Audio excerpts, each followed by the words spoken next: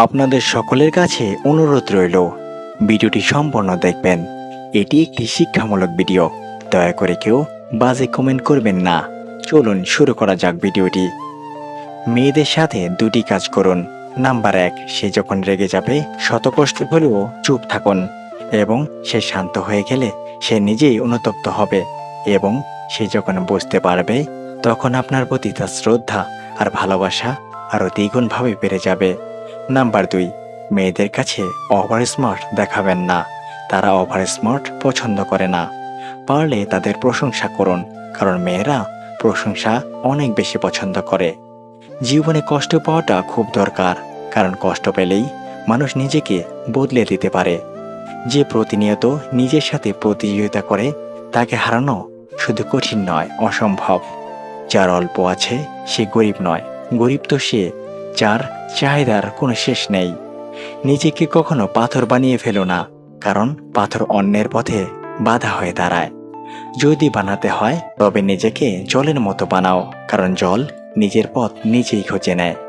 আমাদের সম্পর্কগুলো দু পায়ের মতো হওয়া দরকার, কারণ এক পা সামনে এগিয়ে গেলে আরেক পা হিংসে না করে। মনে রাখবেন, পৃথিবীতে চোখের পানির মূল্য কেউ দেবে না, একমাত্র রব ছাড়া।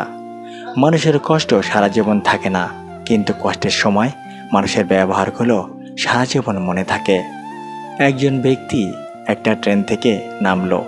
সে তার বাড়ি যাচ্ছিল, এবং বাড়ি যাওয়ার জন্য তাকে আরও একটি ট্রেন ধরতে হবে। ওয়েটিং রুমে ঢুকেই তার চোখে পড়ল রুমের লাইটটি নষ্ট, তাই সে একটি লাইট কিনে এনে লাগালো। তারপর খেয়াল করলো রুমে অনেক মাকড়সার জাল, তাই সে একটা ঝাড়ু কিনে রুমটা পরিষ্কার করলো।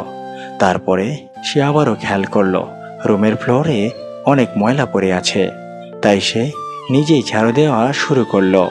তারপর সে দেখলো বসার রুমের চেয়ারগুলো আরামদায়ক নয়, তাই সে কিছু চেয়ার কিনে আনলো। এবার সে রুমটিকে সাজানোর জন্য কিছু জিনিস কিনে আনলো, এবং রুমটিকে খুব সুন্দর করে সাজালো, যার কারণে সে অনেক বেশি ক্লান্ত হয়ে পড়ল।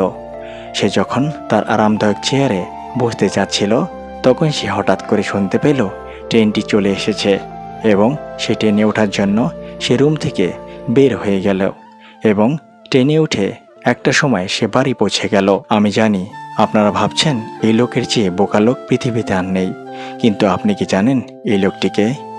এই লোকটি আর কেউ নয়, এই লোকটি হলেন আপনি নিজেই, এবং আমরা সবাই। অবাক হলেও এটাই সত্যি, কারণ ওই যে প্রথম ট্রেন, সেটা ছিল আমাদের জন্ম, এবং দ্বিতীয় ট্রেন সেটা হলো আমাদের মৃত্যু।